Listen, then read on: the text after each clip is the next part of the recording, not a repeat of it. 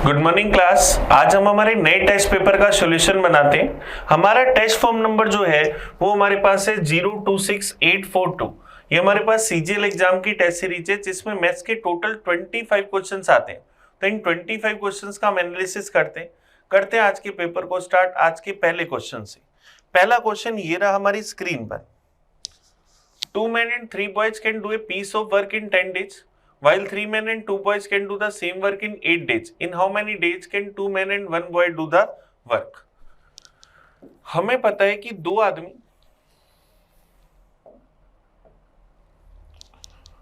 आदमी और 3 लड़कों को एक काम करने में 10 दिन लगते हैं। तो एक ही दिन में काम कराना हो तो इनके 10 गुना व्यक्ति बुला ले। 3 आदमी और 2 लड़कों को काम करने में 8 दिन लगते हैं, तो एक ही दिन में काम कराना हो तो 8 गुना व्यक्ति बुला ले।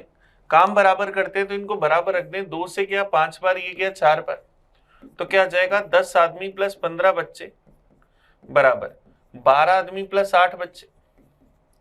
तो ये इधर आ गया 2 आदमी बराबर, ये इधर जाते ही 7 बच्चे। तो मैन और बच्चों का रेशो मेरे पास क्या जाएगा 7:2। मैन और बच्चों का रेशो हमारे पास यहां से क्या जाएगा 7:2 आ जाएगा। अब मुझे यहाँ पर जो निकालना है उसमें रख दें और जो दे रखा है उसमें रख दें। 2 आदमी, एक आदमी के लिए 7 तो 2 के लिए 14, एक बच्चे के लिए 2 तो 3 के लिए 6, 14 और 6 20 लोग एक काम करते हैं 10 दिन में। अब काम कराना है 2 आदमी, 7 दूनी 14 और एक लड़का, 14 प्लस 2 16 लोगों से। इस काम को करेंगे x दिन में, क्रॉस मल्टीप्लाई कर दें। 16 इंटू एक्स बराबर 20 इंटू 10। 4 से चला गया 4 बार, ये गया 5 बार। 2 से गया 2 बार, ये गया 5 बार। तो x की वैल्यू 25/2 या 12.5 दिन। तो ये इस काम को कितने समय में कर देंगे 12.5 दिन। ऑप्शन सी हमारा आंसर आ गया। चलिए नेक्स्ट क्वेश्चन देखते हैं 52। In a family of 5 member the average age at present is 33 year. ये youngest member is 9 year old. The average age of the family just before the birth of youngest member. Family में 5 member है, इनका जो average age है वो 33 year है। ये present की बात हो रही है। 9 साल पहले की अगर बात करें, 9 साल पहले अगर मैं करूं तो इनकी एवरेज एज मेरे पास क्या हो जाएगी 9 साल कम हो जाएगी, मतलब 24 साल हो जाएगी। 5 मेंबर होंगे तो टोटल एवरेज एज 24 साल होगी, तो टोटल 120 साल। लेकिन 9 साल पहले सबसे छोटा सदस्य पैदा हुआ था, उस जन्म के तत्काल पहले परिवार की औसत आयु कितनी थी? तब मेंबर कितने थे 4, तो 120/4। तो परिवार की औसत आयु क्या थी 30 साल। तो उसके जन्म से पहले परिवार की औसत आयु क्या थी 30 ईयर। ये हमारा आंसर आ जाएगा। नेक्स्ट क्वेश्चन देखते हैं, क्वेश्चन नंबर 53। देखो डीआई का क्वेश्चन हमें कह रहा है the flowing bar diagram shows the percentage of Hindu, Sikh and Muslim in the state during the year 2004 to 2007। Examine the bar diagram and answer the question. ये 3 अलग अलग ईयर्स में हमें हिंदू, सिख और मुस्लिम दिखा रखे। हमें क्या रखा है the ratio between Hindu and Sikh population in 2004। 2004 में हिंदू और सिख पॉपुलेशन का अनुपात बताना है। हिंदू हमारे पास कितने हैं 30, सिख पॉपुलेशन कितनी 45, तो 15 से काट दे तो इनका रेशियो क्या आ गया 2:3। तो 2004 में हिंदू और सिख का रेशियो कितना था 2:3। चलिए नेक्स्ट क्वेश्चन देखते हैं, question number 54। If the total population of the state in 2004 was 5 lakh, then the Hindu and Muslim population in this year was। Hindu की अगर अपन बात करें 2004 के अंदर तो मेरे पास कितना है 30%। मुस्लिम की अगर बात करें तो कितना है 25%। तो दोनों मिलाकर टोटल कितने हो गए 55%। 55% किसका 5 लाख का। 5 लाख का 55% क्या आ जाएगा 2,75,000। तो ऑप्शन बी हमारा आंसर आ जाएगा। हिंदू और मुस्लिम टोटल आबादी 2,75,000। नेक्स्ट क्वेश्चन देखते हैं 55। If the total population of state in 2005 million, then Hindu population was. तो हमें हिंदू आबादी बतानी की कितनी थी। चलिए 2005 में हिंदू आबादी चाहिए 35%। तो 5 मिलियन का 35%, तो मेरे पास क्या जाएगा 17,50,000। तो ऑप्शन क्या आ जाएगा डी। ऑप्शन डी इसका सही आंसर आ जाएगा। चलिए नेक्स्ट क्वेश्चन की ओर बढ़ते हैं, क्वेश्चन नंबर 56। पॉइंट हमें दे रखे हैं किस त्रिभुज के शीर्ष हमें बताना है। तो अगर हम एक ट्रायंगल बनाए उसके कोऑर्डिनेट्स है 2,2, 6,3, 4,11। अब हमें ये बताना है कि इसके शेड से 6 माइनस 2 4, 4 का स्क्वायर 16, 3 माइनस 2 1, 1 का स्क्वायर 1, तो रूट में 17 ही ये दूरी। 6 माइनस 4 2 के लिए 4, फिर 3 माइनस 11 माइनस 8 64, 64 और 4 ये आई 68, 4 माइनस 2 2 का स्क्वायर 4, 11 माइनस 2 81, रूट में 85। तो अब देखो इन तीनों को देखें तो 68 का स्क्वायर प्लस 17 बराबर 85, तो इसका स्क्वायर प्लस इसका स्क्वायर बराबर इसके स्क्वायर के, तो मतलब कौन सा ट्रायंगल है? Right angle. पाइथागोरस थ्योरम लग रही है, तो क्या आ जाएगा? समकोण त्रिभुज, राइट एंगल ट्रायंगल। चलिए नेक्स्ट क्वेश्चन देखते हैं 57। त्रिभुज की 3 भुजाएं हमें दे रखी हैं, इसके अंदर बनने वाले बड़े से बड़े वर्ग का क्षेत्रफल बताना है कि क्या होगा। बड़े से बड़े वर्ग की साइड क्या होती है? बेस इंटू हाइट अपॉन में बेस प्लस हाइट। तो हमारे पास ये जो ट्रायंगल है ये राइट एंगल ट्रायंगल है, इसकी भुजा हम लोगों को दे रखी है 6 8 10। तो मेरे पास यहाँ जो बड़े से बड़ा वर्ग बनाऊंगा उसकी भुजा अगर निकालूं तो x अगर मैं नाम दूं तो क्या आएगा? 6 गुना 8 बटा में 6 प्लस 8, तो 8 6 48 बटा 14, तो 2 से चला जाएगा 24 बटा 7। अब स्क्वायर का एरिया जो होता है वो होता है भुजा स्क्वायर, तो x स्क्वायर कर दे, तो 24 का स्क्वायर 576 और 7 का स्क्वायर 49, तो क्या आ जाएगा? 576 upon 49 centimetre square. Option D हमारा आंसर आ जाएगा। चलिए नेक्स्ट क्वेश्चन की ओर बढ़ते हैं। Question number 58। A swimming pool has 3 drain pipe. The first 2 pipe A and B operate together can empty the pool in half of the time that of the taken by C alone. A और B मिलकर इसको drain करने में C से आधा समय लेते हैं। C को 2t आवर्स अगर लगते हैं तो ये कितना टाइम लेंगे? t hours. अब इनके टाइम का रेशो 1:2 है, तो एफिशिएंसी का रेशो 2:1। फिर हमें कह रहे हैं alone pipe A working alone take half the time taken by B. A अकेले काम करते हुए बी से आधा समय लेती है, तो बी को अगर 2t आवर्स लगते हैं तो ए को कितना टाइम लगेगा? t hours. तो इनके टाइम का रेशो 1:2, तो एफिशिएंसी का रेशो 2:1। यहाँ दोनों की टोटल एफिशिएंसी 3, यहाँ दोनों की एफिशिएंसी 2। अगर हमें इनकी एग्जैक्ट एफिशिएंसी चाहिए, दोनों को सेम बना ले, 6 बना ले। इस पूरे को मैं 3 से गुना कर देता हूँ और इस पूरे को 2 से, तो यहाँ मेरे पास क्या जाएगा? 4 और 2, यहाँ 3 से गुना करूंगा 6 और 3, तो मेरे पास ए बी सी, ए की एफिशिएंसी क्या जाएगी? 4, बी की एफिशिएंसी 2 और सी की एफिशिएंसी क्या जाएगी? 3। अब हमें यहाँ पर क्या कह रहा है? तीनों मिलकर ताल को खाली करने में 6 घंटे 40 मिनट का समय लेते हैं। तीनों मिलकर ए बी सी तीनों की टोटल एफिशिएंसी की अगर बात करें तो क्या जाएगा? 6 घंटे 40 मिनट लेते हैं। अगर मैं इसको मिनट में बदलूं तो क्या आ जाएगा? 360 प्लस 40 400 मिनट। तो टोटल वर्क क्या जाएगा? 400 इंटू 9। टोटल वर्क क्या जाएगा? 400 इंटू 9। तो ए को खाली करने में कितना समय लगेगा? टोटल वर्क है 400 इंटू 9, ए की एफिशिएंसी 4, तो चला गया 100 बार 900 मिनट, और 900 मिनट का मतलब क्या आया? 15 घंटे, 15 आवर्स। तो तीनों मिलकर इसको कितने समय में खाली कर देंगे? 15 घंटे में। ऑप्शन बी हमारा आंसर आ गया। चलिए नेक्स्ट क्वेश्चन देखते हैं 59। In a triangle ABC the length of side AB, AC and BC are. एक मेरे पास त्रिभुज है एबीसी जिसमें मुझे इसकी भुजाएं दे रखी। AB हमारे पास 3 है, AC हमारे पास 5 है, BC हमारे पास 6 है। हमें कह रहे हैं respectively if a point D on BC is drawn such that the line AD bisect the angle A internally, इस कोण A को समद्विभाजित करती। ये लाइन है AD, तो हमें क्या करना है? लेंथ बतानी है BD की क्या होगी। हम लोग जानते हैं जब ये एंगल बाइसेक्टर है तो एंगल बाइसेक्टर सामने वाली साइड को उसी रेशो में बांटता है जिन दो भुजाओं के अनुपात से वो बना होता है। तो BD और DC का रेशो AB और AC के रेशो के बराबर। AB और AC का रेशो क्या है? 3:5। तो BD और DC का रेशो 3:5। अब BC कितनी है? 6। हमें क्या चाहिए? BD। तो BC 6 है, रेशो का टोटल 8 है, वैल्यू चाहिए 3 की, तो क्या जाएगा? 18/8, 9/4 या 2.25 सेंटीमीटर। तो BD की वैल्यू क्या आ जाएगी? 2.25 सेंटीमीटर। ये हमारा आंसर आ जाएगा। एंगल बाइसेक्टर सामने वाली साइड को उसी रेशो में बांटता है जिन दो साइड्स के रेशो से वो बना होता है। चलिए नेक्स्ट क्वेश्चन देखते हैं 60 नंबर। द नंबर 252 ऊपर डॉट लगे हुए हैं, when written as the fraction and reduce to lowest term the sum of the numerator and denominator.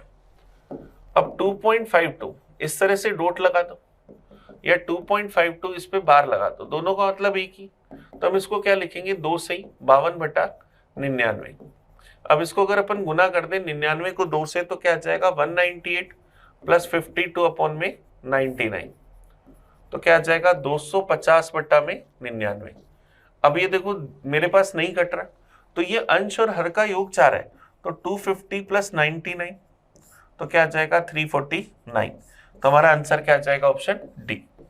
हम इसको काट नहीं पा रहे, काटते तो सिंप्लीफाई करके ऐड करते। चलिए नेक्स्ट क्वेश्चन देखते हैं 61। A shopkeeper allows a rebate of 25% to the buyers. He sell only the smuggled goods at the bribe. He pay 10% of the cost of the article. If its cost price is 2500, then find out what should be the mark price of the desire to make a profit of 9.09%. उसका coast price था 2500 रुपये, इस पर वो क्या करता है 10% की रिश्वत देता है, ब्राइब देता है, तो 2500 का 10% क्या है 250 रुपए, तो उसको ये वस्तु कितने की पड़ी 2750 रुपए की। अब उसका कोस्ट प्राइस 2750 रुपए पड़ा, वो 25% का डिस्काउंट देना चाह रहा है और 9.09% का प्रॉफिट चाह रहा है। अब 9.09% 9 से 1/11%, ये 1/11। प्रॉफिट या लॉस किस पर होता है कोस्ट प्राइस पर, तो कोस्ट प्राइस 2750 रुपए, ये 11 की वैल्यू है, प्रॉफिट चाहिए 1 का, 11 की वैल्यू 2750 तो प्रॉफिट की वैल्यू 250, तो बेचना कितने में चाहता है 3000 रुपए। अब 3000 रुपए में कब बेचेगा, जब डिस्काउंट देगा 25% का, 25% 1/4, डिस्काउंट मिलता है एमआरपी पर, एमआरपी 4, 1 का डिस्काउंट बेचेगा 3 में, 3 की वैल्यू 3000 तो 1 की वैल्यू 1000, तो 4 की वैल्यू 4000, तो इस वस्तु का एमआरपी उसे क्या रखना पड़ेगा 4000। ऑप्शन सी हमारा आंसर आ गया। चलिए नेक्स्ट क्वेश्चन देखिए, क्वेश्चन नंबर 62। एक समद्विबाहु त्रिभुज के एक कोण का वर्तीय मान 7π/12 है, शेष दो कोणों में से एक का वर्तीय मान बताना है। समद्विबाहु त्रिभुज है, इसका मतलब दोनों कोण बराबर होंगे, इसमें से एक का मान बताना है। त्रिभुज के तीनों अंत कोणों का योग 180 डिग्री या पाई, पाई में से 7π/12 घटा दो तो मेरे पास क्या जाएगा 5π/12। ये दो कोण थे तो प्रत्येक कोण क्या होगा इसका आधा, तो क्या जाएगा 5π/24, तो ऑप्शन क्या आ जाएगा सी, ये हमारा आंसर आ जाएगा। बचे हुए दो कोणों में से प्रत्येक कोण 5π/24 का। चलिए नेक्स्ट क्वेश्चन देखते हैं 63। A person took a loan of 6,000 for 3 years at 5% per annum compound interest. He repaid 2,100 of each of the first 2 years. The amount he should pay at the end of third year to clear all his debit. 6,000 रुपये उधार लिए CI पर 3 साल के लिए 5% से, तो 6,000 का 5% 300, अमाउंट बन गई 6,300 रुपये। इसमें से फर्स्ट ईयर 2,100 रुपये जमा करा दी, तो प्रिंसिपल कितना बचा, अमाउंट कितनी बची 4,200 रुपये। इस पर फिर से 5% की दर से ब्याज लगेगा 210 रुपये, अमाउंट बन गई 4,410 रुपीज। इसमें से 2,100 रुपये जमा करवा दिए, तो हमारे पास अमाउंट बची 2,310 रुपये। इस पर फिर 5% से ब्याज लगेगा, 2,310 का 5% 231 का आधा 115.5, तो क्या आ जाएगा 2,425.5 रुपये, ये हमारा आंसर आ जाएगा। तो उसको थर्ड ईयर के एंड में कितने रुपए जमा कराने पड़ेंगे 2,425 रुपये 50 पैसे। चलिए नेक्स्ट क्वेश्चन देखते हैं 64। A kite is flowing with the thread of 250 meter long if the thread is assuming to be stretched and make an angle of 60 degree with the horizontal। एक पतंग एक धागे की सहायता से उड़ रहा है, ये धागा हम एकदम सीधा मान रहे हैं और ये धरातल से 60 डिग्री का कोण बना रहा है। इस धागे की लंबाई है 250 metre. Then what is the height of the kite above the ground? इस काइट की हाइट बतानी ग्राउंड से ऊपर, तो ये 250 डिग्री, ये 250 मीटर, ये मेरे पास सबसे बड़ी भुजा 30 डिग्री के सामने छोटी भुजा 125, इसकी आधी 60 डिग्री के सामने 125 √3 मीटर। √3 की वैल्यू नहीं है हमारे पास, √3 की वैल्यू होती है 1.732, तो 125 को गुना करेंगे 1.732 से। तो अगर मैं 125 को 100 + 25 लिख लूं तो 100 से गुना करूं तो 173.2 मीटर, तो यही बन गया।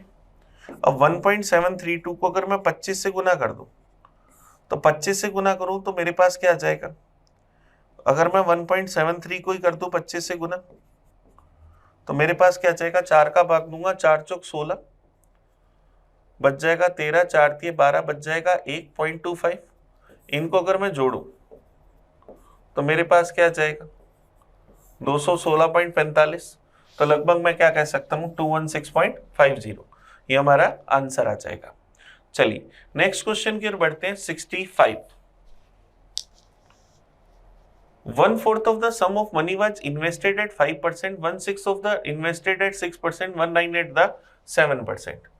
1/6, 1/9 और 1/4, तो बटा में मेरे पास 9, 4, 6, इन सब का अगर मैं एलसीएम देखूं तो क्या जाएगा 36। टोटल मनी में 36 मान लो, तो इसका 1/4 तो मान लिया 9x। 9x हमने 5% पर निवेश करे, फिर कह रहे 1/6 मतलब 6x हमने निवेश करे 6% पर, फिर हमें कह रहे 1/9 4x निवेश करे 7% पर, और शेष भाग को 10% पर, 6 4 10 19, तो ये क्या गया 17x। 10% पर निवेश करे, सब में परसेंटेज था तो बटा में 100 बराबर 2 साल के बाद में टोटल ब्याज मिला 2790। इस पूरी वैल्यू को 2 साल के लिए अगर रखा तो ब्याज कितना मिला 2790 रुपीज।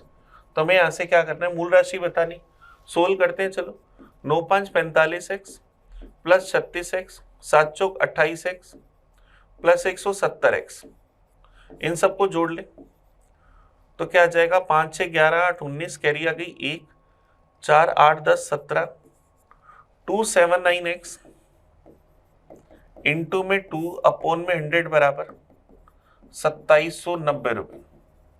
तो 279 से मेरे पास चला जाएगा 10 बार, 2 से चला जाएगा 5 बार, तो x की वैल्यू 500 रुपये। x की वैल्यू 500 रुपये, तो हमारी मनी थी 36x, तो 36 को 500 से गुना करूं तो क्या जाएगा 18,000 रुपये। तो टोटल मनी क्या थी 18,000 रुपये, ये हमारा आंसर आ गया। ये हमने सिंपल इंटरेस्ट का फॉर्मूला लगा दिया, P गुना R गुना T बटा में 100।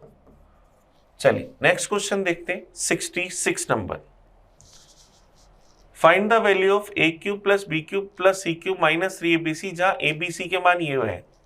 अब देखो a का मान है 3 3 5, तो इन सबको जोड़ो तो क्या आ जाएगा 11, मतलब a की वैल्यू 2, b की वैल्यू क्या आ जाएगी 5 2 7 और 1 8, और c की वैल्यू क्या 9, 9 के लिए 0 लिख सकते हैं। हमें क्या चाहिए a cube plus B cube plus C cube minus 3abc। तो 2 रखूंगा तो 2 का क्यूब 8, 8 रखूंगा तो 512, सी के लिए मैं 0 लिख सकता हूँ, तो 0 लिखूंगा तो 0, इसमें भी जब मैं 0 से गुना करूंगा तो 0, तो 5 2 7 और 1 8, 8 प्लस 8 बना 16, 16 का मतलब 7। हम इसको डिजिटल सम की मदद से कर रहे हैं, तो हमें वो आंसर चाहिए जिसमें 7 बने। तो यहाँ से अगर अपन देखें पहला ऑप्शन 5 4 9, फिर मेरे पास 6 3 9, 5 2 7 और 1 8, पहला नहीं होगा, पहले में 8 बन रहा है। दूसरे में देखिए 5 4 9, 3 2 5 और 2 7 और 1 8, ये भी नहीं होगा। 5 4 9, 3 3 6 9 और 3 9, ये भी नहीं होगा, 9 बन रहा है या 0 बन रहा है।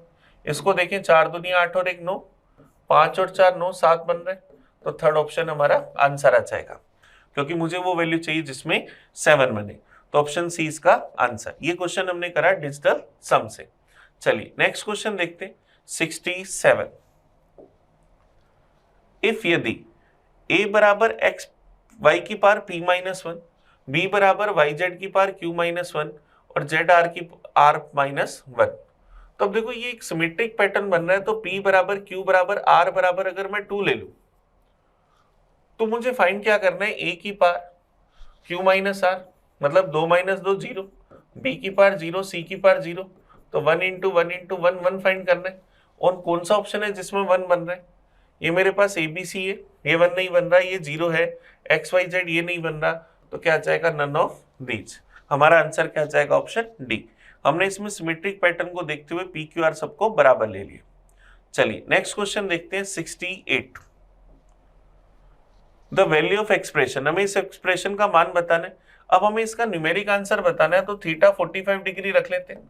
45 डिग्री पर कोस क्या होता है 1/√2, तो 1/√2 की पावर 6, साइन भी 1/√2, 1/√2 की पावर 6 -1, 10 मेरे पास होता है 1, 1 + 1 + 2, तो ये 1/√2 की पावर 6 मतलब 1/2 का क्यूब 1/8, 1/8 + 1/8 -1, और यहाँ क्या आ जाएगा 2 + 2 4, ये क्या बनेगा 1/4 -1 गुना में 4, तो माइनस का 3/4 गुना में 4, 4 से 4 कट गया माइनस का 3, तो आंसर क्या आ जाएगा ऑप्शन डी। ऑप्शन डी इसका सही आंसर आ गया। नेक्स्ट क्वेश्चन देखते हैं 69। 2 sin a into 1 + sin a upon में 1 + sin a + cos a, ये बताना है कि किसके बराबर, तो 2 sin a 1 + sin a upon में, अगर मैं इसको 1 + sin a + cos a ऐसे लिखो और इसका रेशनलाइजेशन कर दो, 1 + sin a minus cos a से ऊपर नीचे गुना कर दो,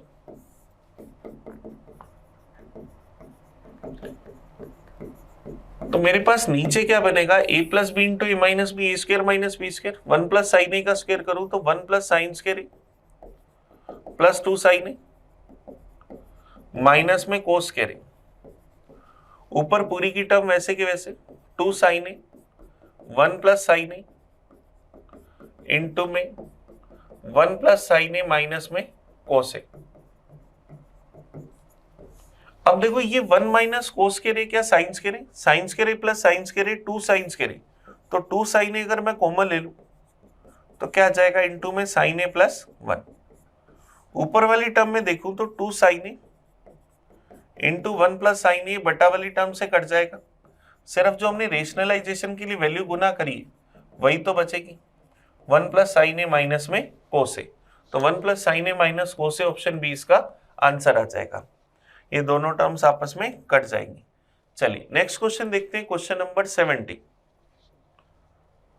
A vendor sell a coconut at 24 rupees and suffer 24% loss. He want to make 14% profit, then what price should be sell? 24 रुपए में बेचता है तो उसे 24% का लॉस होता है, मतलब 76% मिलता है, 14% का प्रॉफिट चाहिए तो 114% की वैल्यू चाहिए, परसेंटेज से परसेंटेज हमारे पास चला गया। अब अपन इसको सोल्व कर लेते हैं, 4 से ही चला जाएगा 6 बार, 4 से ही चला जाएगा 19 बार, 19 से ही चला जाएगा 6 बार, 6 × 6 36 रुपए, तो हम इसको किस रेट में बेच देंगे 36 रुपए में, ताकि हमें 14% का प्रॉफिट हो जाए। चलिए नेक्स्ट क्वेश्चन देखते हैं 71। 81 x की पावर 4 + 1 / x की पावर 4 बराबर 3007 है, तो हमें इसका मान बताना। तो ये मेरे पास क्या बनेगा 9x² का स्क्वायर प्लस 1 / x² का स्क्वायर, अब क्या होगा plus 2a × b, 9x² into 1 / x², 18 जोड़ा तो दूसरी साइड भी मैं 18 जोड़ दूं, तो मेरे पास क्या बनेगा 9x² प्लस 1 / x² बराबर, ये बना 3025, 3025 का मतलब किसका स्क्वायर हुआ 55 का। अब यहां से अगर मैं इसको लिखूं 9x² को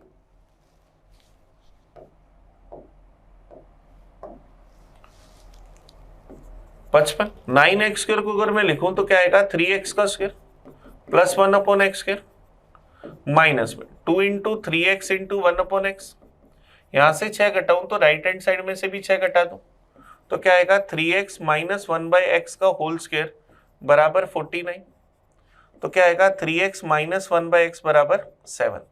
अगर मैं इसका एलसीएम ले लूं तो क्या आएगा 3x² - 1 / x बराबर 7, तो 3x² - 1 बराबर 7x, ये टर्म बनी। अब मुझे क्या चाहिए 6x - 7 का होल स्क्वायर, 6x - 7 का होल स्क्वायर, तो अगर अपन इसका होल स्क्वायर खोले तो क्या आ जाएगा 36x², 7 × 42 और 84 माइनस में 84x प्लस में 49, ये हमारे पास आ जाएगा। तो यहां से हमें क्या मिलेगा 3x² - 7x बराबर -1, ये मिलेगा। मुझे इसमें रखना है, अगर मैं यहां से क्या करूं 12 कॉमन ले लूं तो क्या आएगा 3x² माइनस में 7x प्लस 49, तो मेरे पास क्या आ जाएगा, ये -1 आ जाएगा, तो क्या आ जाएगा 12 इंटू -1 प्लस 49। ये -1 इधर आते, सॉरी प्लस का 1 होगा, तो 12 इंटू +1 प्लस 49, तो क्या आ जाएगा 12 प्लस 49। तो मेरे पास क्या आ जाएगा 49 प्लस 12 61। ऑप्शन ए हमारा आंसर आ जाएगा।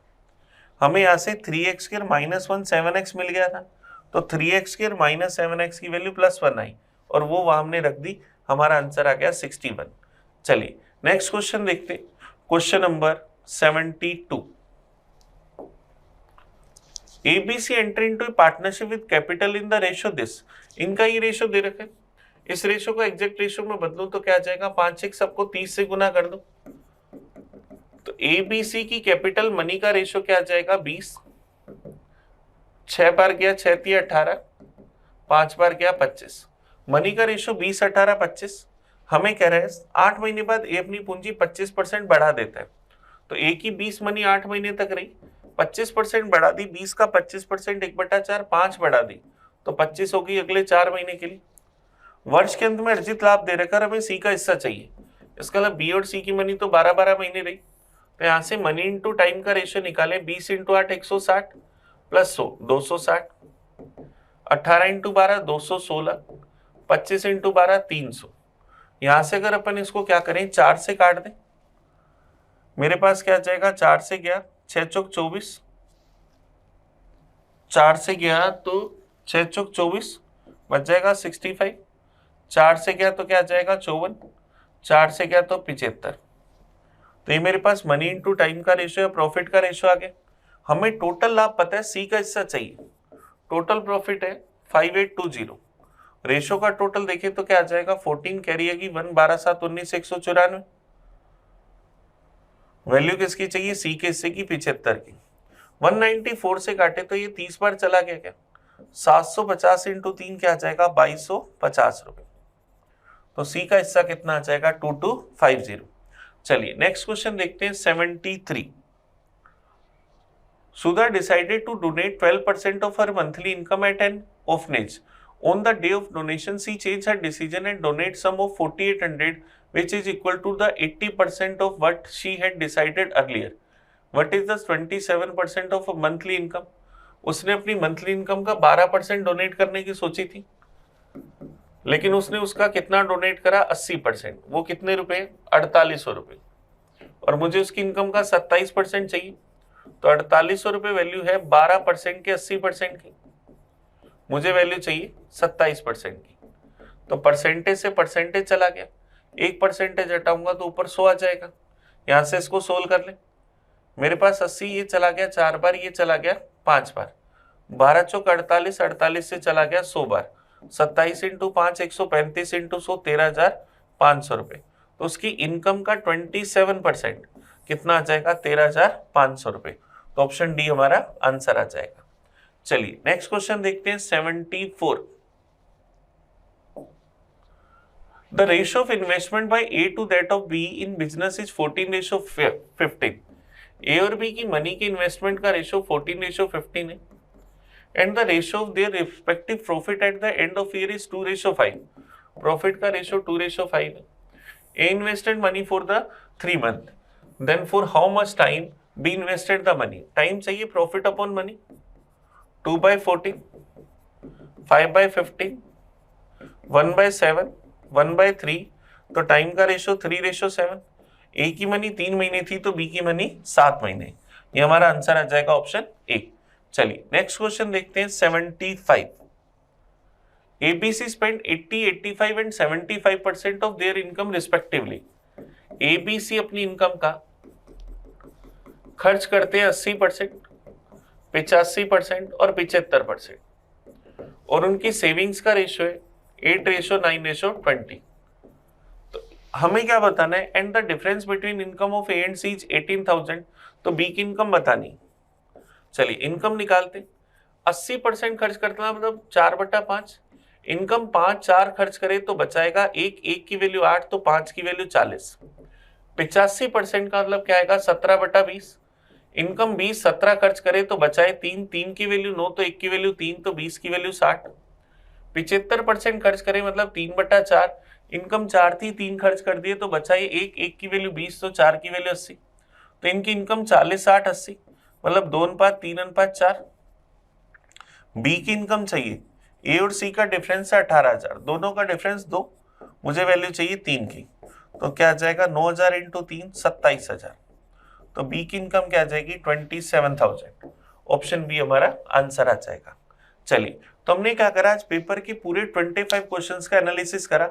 आप इस वीडियो को बड़े अच्छे से देखना, कहीं भी कोई कंफ्यूजन हो, कोई डाउट हो तो मुझे कमेंट करके बताना। हम मिलेंगे नए पेपर में नए सोल्यूशन के साथ, तब तक थैंक यू। मैं आपका अपना प्रिंस, पढ़ते रहे, आगे बढ़ते रहे। Thank you.